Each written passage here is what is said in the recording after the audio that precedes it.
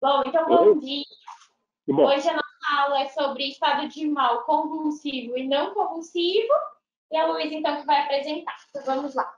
Então, bom dia, meu nome é Luísa Andriola, sou especializada do segundo ano no programa de especialização em terapia intensiva pelo CEPET.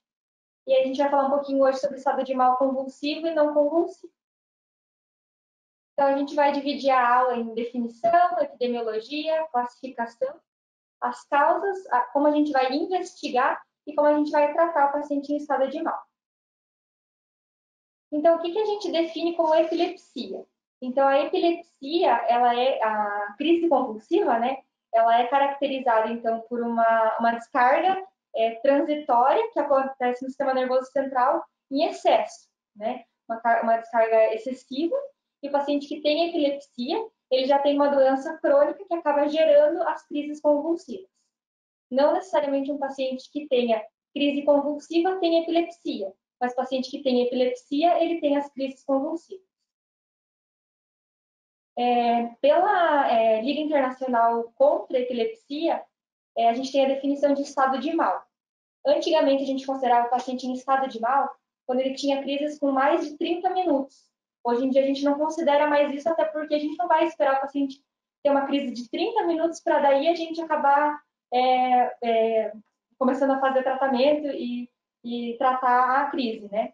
Então, hoje em dia, a gente considera uma crise com mais de 5 minutos, né, uma crise contínua, porque normalmente uma crise curta, ela dura menos do que 5 minutos, mas a gente vai fazer o tratamento de qualquer forma. Ou o paciente que tem duas ou mais crises e o intervalo entre essas crises, ele não consegue recuperar completamente o nível de consciência. Normalmente, o paciente, né, pós uma crise convulsiva, ele vai ter o pós-ictal, então ele vai demorar um pouquinho para recuperar, mas ele não vai voltar 100%, né? E esses pacientes, eles acabam não retornando nem um pouco e aí já tem uma outra crise. E saiu agora no Current Opinion, agora de 2021, que é um estado de mal relacionado a um quadro febril. Não só aquelas crianças que fazem crise convulsiva febril, mas sim também em adultos. Ele está relacionado a pacientes que tiveram um quadro infeccioso, com febre, e em questão de 24 horas ou 2 semanas entraram em estado de mal, poderia ser relacionado ao quadro infeccioso também. Então, o estado de mal é uma emergência médica, né? E ela, após 30 minutos, já existe uma lesão neuronal irreversível. Então, a gente precisa tratar, assim como um infarto, a gente precisa tratar prontamente, assim como um AVE, a gente precisa tratar prontamente o estado de mal e a crise convulsiva da mesma forma. Então, a epidemiologia é só para a gente saber, né? Ele afeta a cada ano de 10 a 50 pessoas em 100 mil, então é algo extremamente comum. A mortalidade no paciente que tem estado de mal é de aproximadamente 20%, então ela é bastante alta. E em pacientes idosos que entram em estado de mal refratário, a mortalidade é de 76%, então é muito alta. Aqui a gente tem uma imagem que a gente consegue ver alguns estudos e a gente vê algumas populações e a prevalência das crises convulsivas. Então, a gente consegue ver, nesse segundo estudo aqui de 2004, os pacientes em terapia intensiva no geral, então 19% deles podem ter crises convulsivas. Os pacientes em coma, né, dentre eles, 8% estão tendo crises convulsivas, né, um estado de mal não convulsivo, e a gente acaba nem vendo muitas vezes, porque em muitos lugares ele é subdiagnosticado, porque às vezes não tem um eletroencefalograma para a gente conseguir detectar. O paciente, a gente vê a população geral de UTI, então 7%, em pós-operatório de cirurgia, 16% dos pacientes acabam evoluindo para crises convulsivas ou estado de mal. Então, a gente vê que é algo bastante frequente. Então, quem nunca viu, um dia vai ver, ou está fazendo subdiagnóstico, né? Então, como que a gente vai classificar o estado de mal? Em convulsivo e não convulsivo. O convulsivo é quando a gente tem sintomas motores.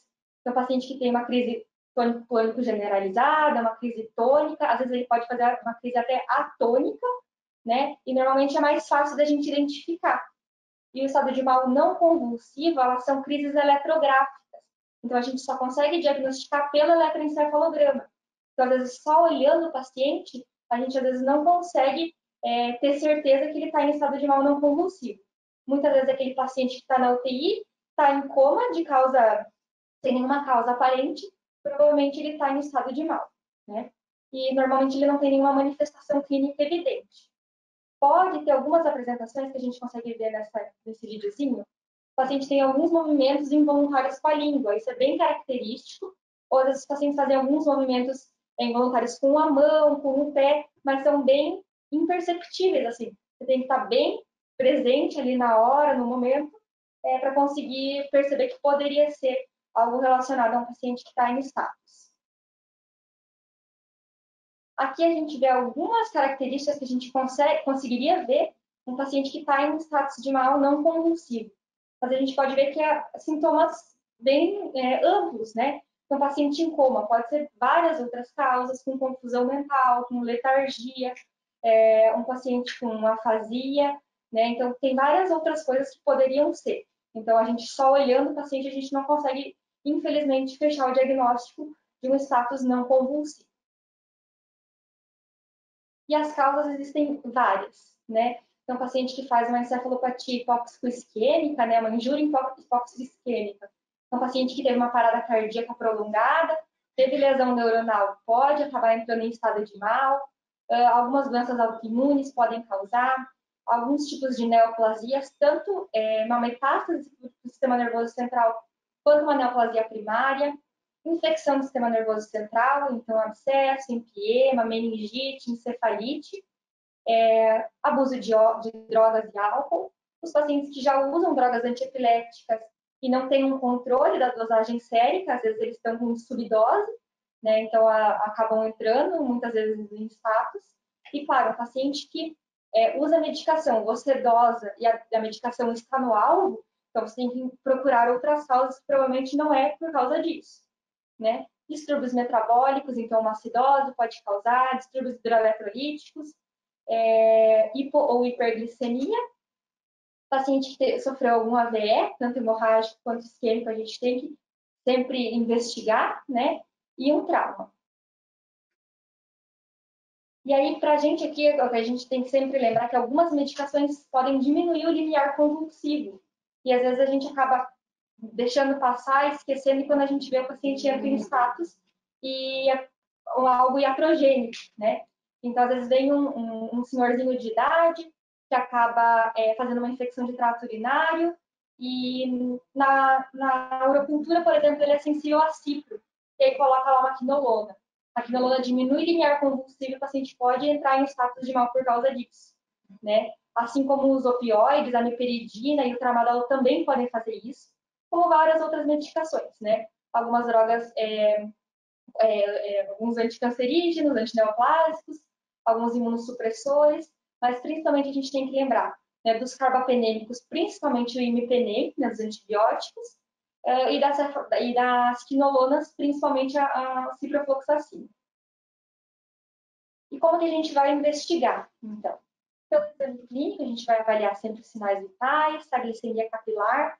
Lembrando que um destro alterado, ele pode causar qualquer alteração neurológica, né? Às vezes até uma alteração neurológica focal, que é o que a gente sempre precisa avaliar.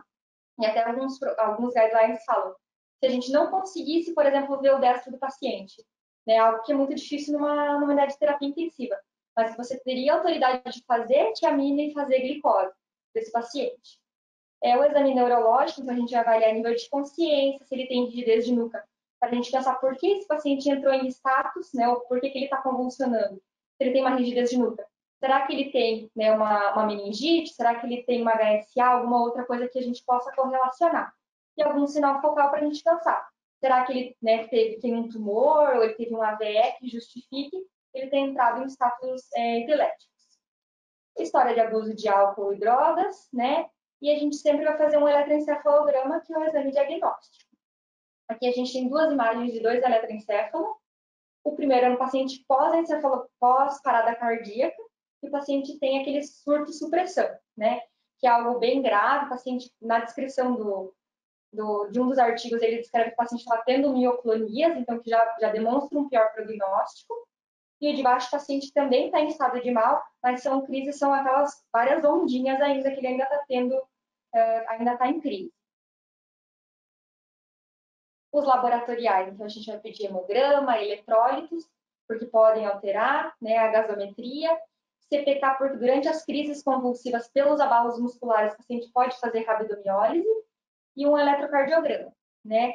Sempre dosar as drogas antiepiléticas para ver se elas estão na dosagem ideal e fazer a neuroimagem, né? Tomografia ou ressonância, para a gente descartar que tem alguma lesão estrutural. E o líquor a gente sempre vai avaliar quando os outros estiverem negativos, para a gente ver se não tem alguma infecção do sistema nervoso central. Então, aqui a gente vê um hematoma intraparenquimatoso que poderia justificar um paciente ter entrado em estado de mal. Então, algumas alterações clínicas que a gente pode ver decorrente das crises.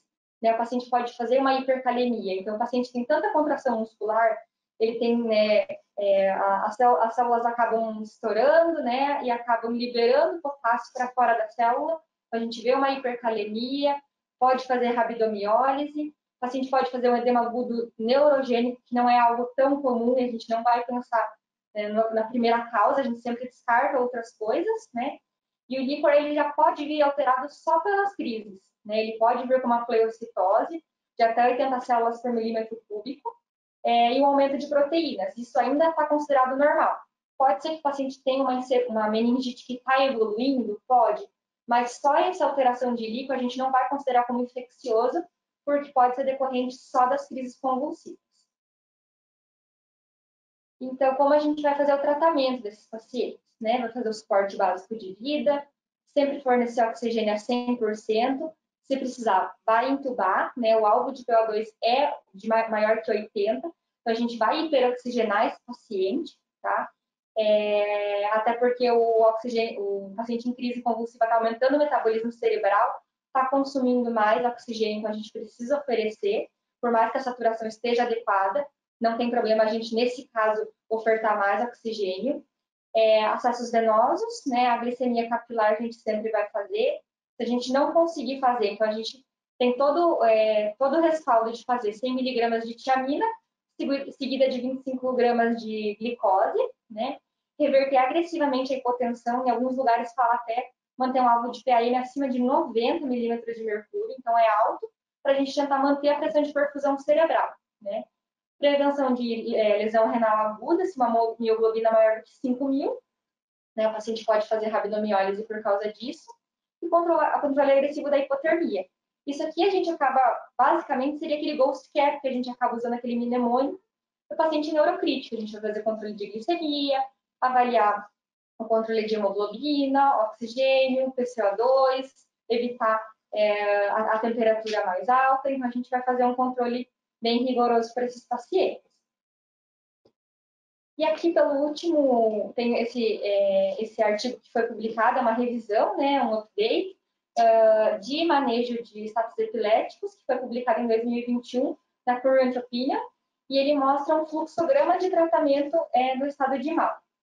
Então, a gente consegue ver esses círculos, eles demonstram o nível de evidência. Então, a gente vê que terapia de primeira linha, o nível de evidência é muito maior, e as outras, o nível de evidência é menor. Tá? E aqui a gente consegue ver que tem duas setas, né? A seta superior, que ela é menor, é para a gente induzir ao coma mais rápido. E a seta inferior, que ela é mais longa, a gente demoraria para induzir o coma terapêutico, e a gente ia tentar tratando com drogas de segunda linha, tentar evitar ao máximo o paciente entrar em coma terapêutico, mas muitas vezes ia acabar precisando, né? Então, aqui a gente vê na primeira linha, a gente tem esses guidelines, normalmente eles são norte-americanos, né? E aí lá eles têm algumas outras medicações que a gente não tem no Brasil. Por exemplo, o lorazepam, né? Que é a medicação de escolha do tratamento, mas ela, em comparação com o diazepam, não tem nenhuma alteração de mortalidade, de prognóstico, né? Por que o lorazepam é preferível? Porque ele tem uma meia-vida mais longa, então ele previne que o paciente tenha novas crises por mais tempo e que não precise de tantas drogas subsidiárias. Mas a gente não tem aqui no Brasil, então a gente usa o diazepam e não tem problema nenhum. A gente às vezes precisa usar ele um pouco, né, mais vezes, até 3 vezes a gente consegue utilizar, porque a meia-vida dele é menor, então ele acaba sendo metabolizado mais rapidamente. A gente pode usar o midazolam também, como terapêutica pré-hospitalar, ele é o mais indicado. o paciente não tem um acesso venoso, até o paciente conseguir um acesso venoso e fazer a medicação, o ideal é fazer o midazolam, porque o midazolam, por mais que quando a gente faça intramuscular ele demora um pouquinho para agir, os estudos mostraram que ele é mais rápido do que funcionar e fazer o diazepam-EV. Em alguns lugares que não tem nem no Brasil nem nos Estados Unidos, é o clonazepam-EV. Tem vários estudos que estão mostrando que ele é muito eficaz, ele tem uma vida mais longa até que o lorazepam, e ele diminui também a necessidade de drogas subsidiárias, né? Então, drogas de segunda linha. Então, basicamente, de primeira linha são os benzodiazepínicos. O diazepam, normalmente, a gente faz 0,2 miligramas por quilo, a gente pode repetir, no máximo 10 miligramas por dose, tá? E a gente pode repetir até 3 vezes para a gente ver se o paciente acaba saindo das crises. Se o paciente não saiu da crise, a gente precisa, então, dar um passo à frente, a gente vai começar drogas de segunda linha, que são os anticonvulsivantes endovenosos. Nessa imagem ali, a gente vê o levotiracetam, que é o Keppra endovenoso. Aqui no Brasil, a gente não tem ele, né? Mas fora do Brasil tem, então seria uma boa opção para se utilizar. A gente tem a opção de usar o ácido valproico, a gente tem a opção de usar a fenitoína ou a fosfofenitoína, que é a fenitoína que a gente tem aqui, né? Que a fosfofenitoína, em alguns lugares do Brasil, ela é disponível também. E o fenobarbital também poderia ser utilizado. A gente vai falar um pouquinho mais para frente das drogas de segunda linha, mas entre elas não tem uma preferência entre uma e outra. E a fenitoína é uma droga muito boa, até para, se a gente fosse pensar, ela até suprime a primeira crise. Só que por que a gente não faz fenitoína de cara? Porque é uma droga que faz extremamente uma bradicardia e faz hipotensão, então o paciente pode chocar, pode fazer uma parada cardiorrespiratória. Então a gente acaba não fazendo ela porque a gente não pode fazer em bolos. Então por isso ela acaba sendo uma droga de segunda linha. E se a gente está hidrantalizando o paciente ou fazendo uma medida de segunda linha e o paciente convulsiona de novo, a gente vai para as medicações de primeira linha. A gente faz uma dose novamente de diazepam, midazolam, se a gente tiver disponível o lorazepam ou clonazepam endovenoso. Tá? E mesmo assim, a gente fez a primeira linha, fez a segunda linha e não adiantou. A gente vai acabar induzindo com uma terapêutica. Ou midazolam ou propofol. As duas drogas elas acabam diminuindo o metabolismo cerebral. O propofol até diminui um pouco mais do que o midazolam. E as duas são anticonvulsivantes. Em alguns lugares até fala que a ketamina seria uma boa indicação para a gente usar nesses casos também. Eles até falam também de dieta cetogênica para melhorar o estado de mal refratário também. Aqui a gente tem um artigo, né, um guideline americano, da Sociedade Americana de Epilepsia, que eles fazem uma comparação entre o lorazepam e o diazepam endovenoso, que eu comentei antes, que não tem diferença de mortalidade, né? E tem esse estudo Rampart, que também mostra que não tem mudança entre os dois, e na verdade ele mostra entre o midazolam e o lorazepam. Ele mostra que não tem nenhuma diferença de mortalidade, mas no pré-hospitalar acaba se optando pelo midazolam pela facilidade, tá? E aí, se a gente tem várias outras opções, eles colocam ali embaixo, a gente pode fazer o midazolam intramuscular 10 miligramas, o lorazepam, o diazepam, não tenho nenhum desses. Na unidade de terapia intensiva é difícil não ter nenhum desses, né? Mas a gente poderia usar o fenobarbital endovenoso, diazepam via retal, o midazolam intranasal, também, normalmente em criança, acaba se usando mais. E aqui a gente tem um fluxograma que ele vai mostrando também o tempo de evolução do estado de mal e quais as drogas que a gente utilizaria.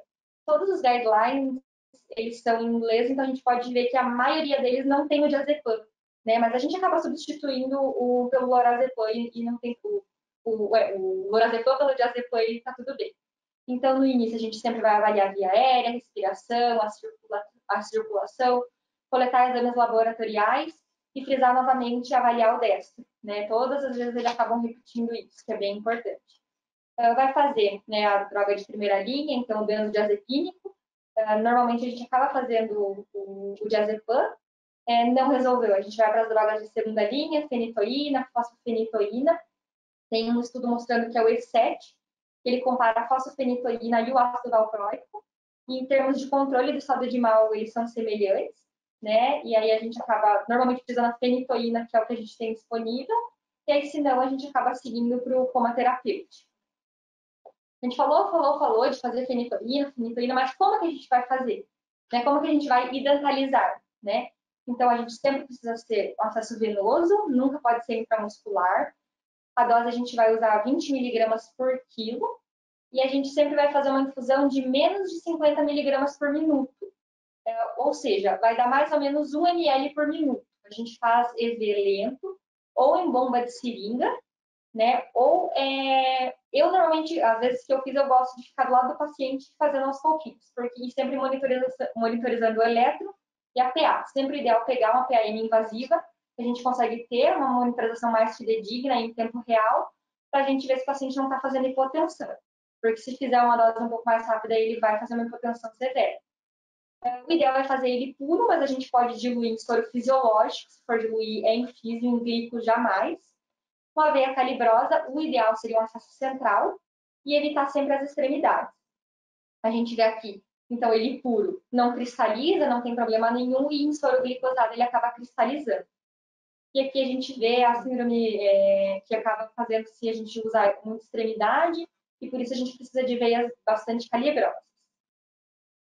Então, para a gente acabar fixando e para a gente terminar a aula, né? O estado de mal convulsivo é a apresentação mais grave da epilepsia, né? Ele tem uma morbidade, uma mortalidade extremamente elevadas, e a gente tem que fazer o tratamento o mais rápido possível, assim como a gente faz um infarto, assim como a gente faz um AVE, né? O tratamento precoce ele é fator preditor de resposta terapêutica e é o prognóstico do paciente, né? Até porque a partir de 30 minutos a gente já tem uma lesão neuronal irreversível. O tratamento se baseia, então, em drogas de primeira linha, que são os benzodiazepínicos, e de segunda linha, que são os anticonvulsivantes endovenosos. O tratamento no estado de mal refratário, então, inclui drogas anestésicas endovenosas, a gente vai fazer o coma terapêutico, né? E o eletroencefalograma, ele é essencial para o diagnóstico do estado de mal epiléptico não convulsivo, né? Ele normalmente, frequentemente, ele é subdiagnosticado, existem muitos hospitais que a gente acaba passando o paciente e a gente não tem ele disponível, então a gente acaba não diagnosticando e muitas vezes a gente ou tem, mas a gente não consegue fazer ele contínuo e a gente não consegue, com as drogas antiepiléticas ou a gente fazendo coma terapêutico, a gente não consegue ver suprimir. Então a gente deixa por 48 horas para ver se o paciente acaba melhorando e depois tira. Né? Então a gente tem uma dificuldade muitas vezes de fazer, até porque não é todo neurologista que sabe ler um eletroencefalograma. Precisa ser alguém treinado, né? Então é algo um pouquinho mais requintado. Aí a gente precisa fazer acompanhamento e tratamento. É isso, gente. Muito obrigada. Muito obrigada. Parabéns. Foi muito boa a aula. Bom, vou fazer alguns comentários. Então, vou voltar lá no começo. Bom, então, só para complementar algumas coisas, foi muito boa mesmo essa aula, muito completa. Aqui, em relação ao estado de mal, a gente tem um pilar. Quando você pensa em estado de mal, você tem que pensar, a primeira coisa, em o que causou, que levou esse paciente a entrar em estado de mal. Porque é a partir disso que você vai ter o teu principal alicerce para poder tirar ele da crise. Então, é tratar o que aconteceu. Se é um paciente que nunca teve crise, que não tratava a epilepsia, geralmente as causas que levaram ele a estar dessa forma são, muito provavelmente, algum evento vascular, então pode ser um AVC isquêmico ou hemorrágico, tumores, infecções e tudo isso que você vai pensar para aquele paciente que nunca teve crise. Para aquele paciente que já era epilético, muito provavelmente o disparo desse estado de mal seja uma má aderência terapêutica, que é a principal causa. Tá? Em relação ao FAIRS que você falou, então a gente tem o NORSE. A NORSE, ela é uma crise convulsiva criptogênica. Então, é aquele paciente que está internado a você há pelo menos 72 horas e você não conseguiu encontrar uma causa. Então, o NORSE não é um diagnóstico. Ele é uma apresentação clínica. É aquele paciente que você ainda está sob investigação, mas que você já descartou as causas principais, você já fez exames, ele não tem um AVC isquêmico nem hemorrágico, não encontrou tumor, não encontrou um distúrbio metabólico, não era uma infecção do sistema nervoso central. Então, esse é o paciente que você vai classificar ele como NORSE, mas você ainda vai manter um acompanhamento, vai investigar uma encefalite, fazer aqueles perfis, painéis, que demoram muito tempo para sair, que é um resultado. A FAIRS, ela é uma subclassificação da NORSE. Tá? Então, a Fires é a crise criptogênica, só que ela foi precedida por febre.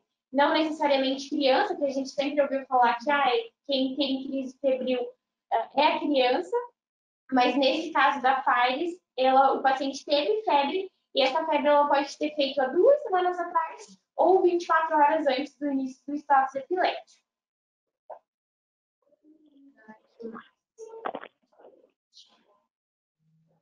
Deixa eu seguir aqui. Bom, entre o status convulsivo e o não convulsivo, o Luiz já explicou bem, então o convulsivo é muito fácil de você identificar, o não convulsivo que é um pouco mais difícil, né? Então, às vezes, você tem que buscar essa informação, você tem que pensar nisso, lembrar, e então ir atrás do diagnóstico, você só vai conseguir esse diagnóstico com o eletroencefalo. E não é todo lugar que você vai conseguir fazer. Então, às vezes, aquele paciente que fez uma parada cardíaca, chegou para você por uma causa totalmente diferente, mas que depois de desligar da sedação, ele não desperta, você tem que pensar que isso possa ser uma crise compulsiva e ir investigar isso. Aqui.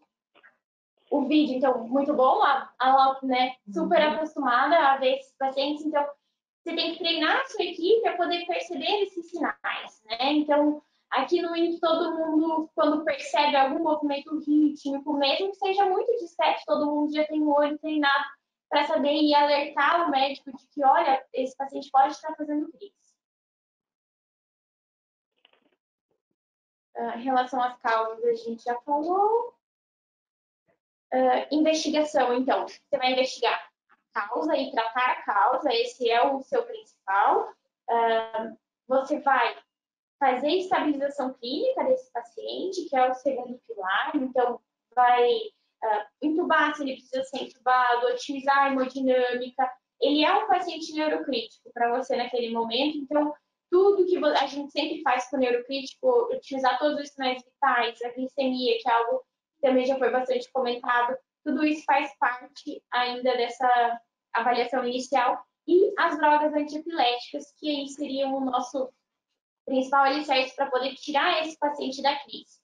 Em relação às drogas, então a gente faz primeiro o diazepam, que é a nossa primeira linha aqui, que é bem comparável com o lorazepam, que é usado fora do país, e o midazolam intramuscular, que também é muito similar. Então, esses dois você pode usar e você vai estar fazendo o tratamento ideal para esse paciente para tirar ele da crise. Se não saiu da crise, pode repetir ainda assim o diazepam mais 2 vezes.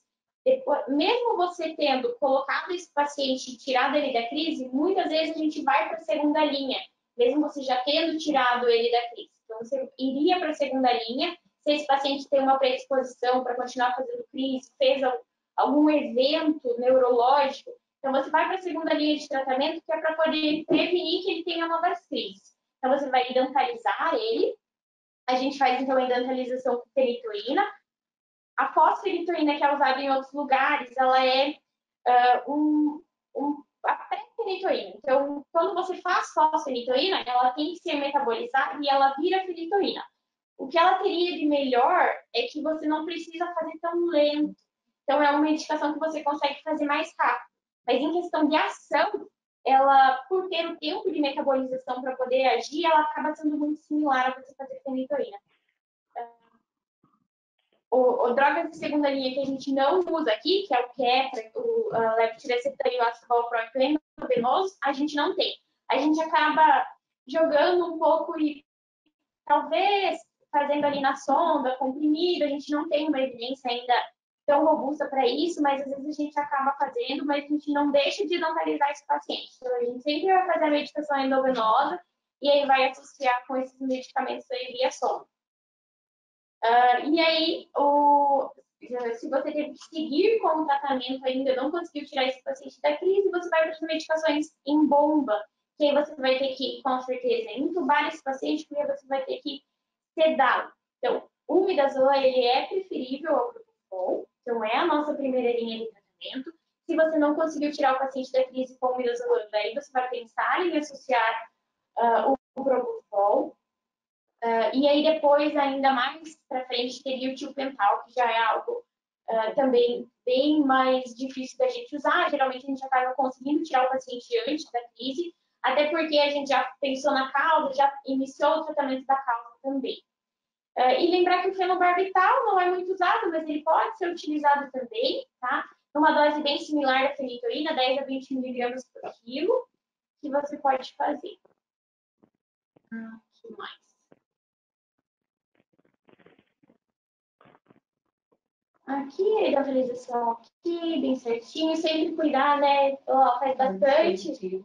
O acesso que a gente usa para hidrotalizar, então, é exclusivo. Terminou a hidrotalização, retira esse acesso, porque ele faz fluido, né? Então, a gente hidrotaliza, retira esse acesso, e geralmente também não funciona a periferia, né? Veias mais calibrosas. Ok, ele pode causar ainda muito mal para esse paciente. Isso, Então, tá. E sempre que possível, você conseguir fazer o VEG, que é o que a gente tem aqui, que é o vídeo eletroencefalograma contínuo, que a gente deixa de 24, pode chegar até 72 horas no paciente, e com isso a gente consegue fazer o manejo ideal da crise. Então, a gente faz a medicação, reavalia para ver se teve efeito, introduz um novo antiepilético, vê se esse paciente se mantém fora de crise, e então você conseguiu ficar 24 horas sem crise, você vai tirar esse sedativo e vai ver esse paciente despertar. Acho que basicamente era isso. Alguém tem alguma dúvida? Quer perguntar alguma coisa para o Não, eu fiquei com uma dúvida porque assim, normalmente quando a gente hidrotaliza, a gente mantém depois com fenitoína 100 miligramas de 8 noites. Né? E, por exemplo, assim, eu poderia deixar um outro anticonvulsivante que não seja a fenitoína sozinho, ou eu sempre tenho que, após hidrotalizar, manter a fenitoína e aí eu posso associar qualquer outro anticonvulsivante? Geralmente, se a gente fez a fenitoína, a dose de ataque, você precisa fazer a manutenção. Porque a dose endovenosa da fenitoína, ela só faz isso, ela não impregna. Ela só faz a dose sérica enquanto ela está entrando no organismo. Depois que você terminou a hidrotalização, ela vai sair. O que vai impregnar o paciente é a dose comprimido, que você vai fazer de manutenção, ou se você fizer, quando a gente tem o paciente aqui entubado, às vezes a gente deixa a dose de manutenção endovenosa e depois a gente passa para o comprimido. Mas é a dose de manutenção que ao longo do tempo vai fazendo impregnação. Porque se você só fizer a dose, só faz o nível sérico e já perdeu a ação dela. Geralmente a gente desmama, se você tiver na dose de 100, né, 100 de 88, você tira 100 a cada 2 ou 3 dias. Então eu vou começar a desmamar. Deixo 100 de 12 em 12, dá uns 2 ou 3 dias, eu coloco uma vez ao dia, espero mais uns 2 ou 3 dias e daí retiro. Sim, daí você vai entrar com outro. Se você acha. A fenitoína ela é uma medicação antiga, né? Ela é muito boa, ela ajuda a gente, mas ela também tem muito efeito colateral. Até tem muito paciente, a gente teve nos últimos dias, né? Alguns pacientes que tinham uma sensibilidade maior ao uso da fenitoína, não despertavam, estavam muito sonolentos, e a gente via que isso era muito associado à medicação. Então, ela não tem um padrão tão de rebaixamento, mas pode acontecer naquele paciente idoso, principalmente. E o que a gente teve muito aqui, né, nos últimos dias, foi o paciente internando em estado de mal por uso de antibiótico. Então, sempre pensar nisso. Se o paciente já tem uma disfunção renal, tente evitar quinolona, evite cefepime, evite qualquer coisa que possa, imipenem, qualquer coisa que possa jogar ele para um evento tão ruim, né? E aí esse paciente, ele entra em estado de mal, ele vai ser entubado, ele já é idoso, ele vai evoluir com mais morbidade, você vai agregar risco de infecção associada à assistência para ele, e isso é muito ruim. A gente teve aqui vários pacientes, né, que ficaram dias entubados, e isso era só por conta de ter usado uma ciprofloxacina para uma ITU, para um paciente que poderia ter sido tratado de uma forma mais adequadamente em casa mesmo. Acho que era isso. Mais alguma coisa, gente? Então, tá bom. Doutor, quer comentar alguma coisa? Acho que de novidade não tenho nada para comentar. Quero elogiar só a sistematização da apresentação e dos seus comentários. Né? O estado de mal convulsivo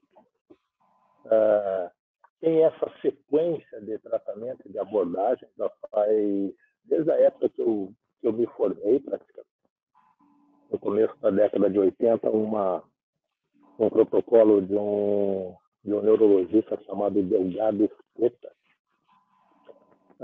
já propunha essa sistematização de você tirar o doente do estado de mal com benzodiazepínico, manter o doente sem repetir crise com fenobarbital, e dos doentes não responsivos com uma barbitúrica.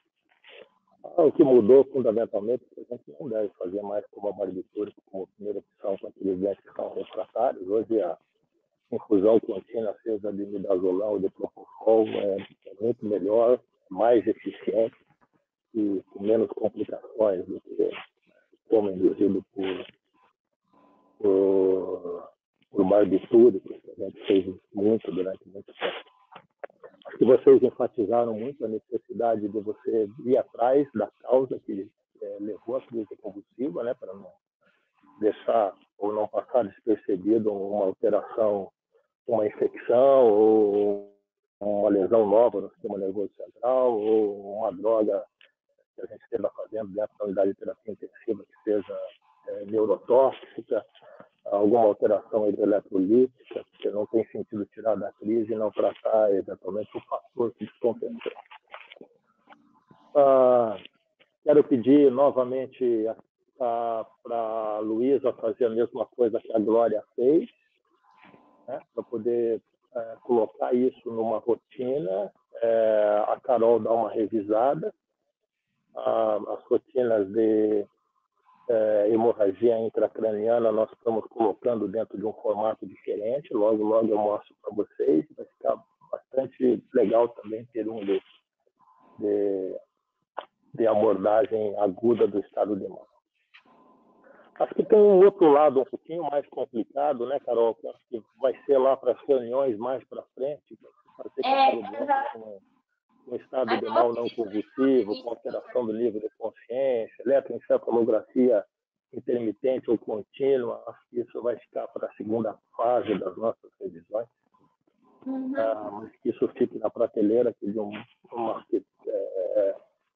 o INC tem muito a ajudar as outras unidades de terapia intensiva também a, de alguma forma, formalizar o atendimento desses doentes.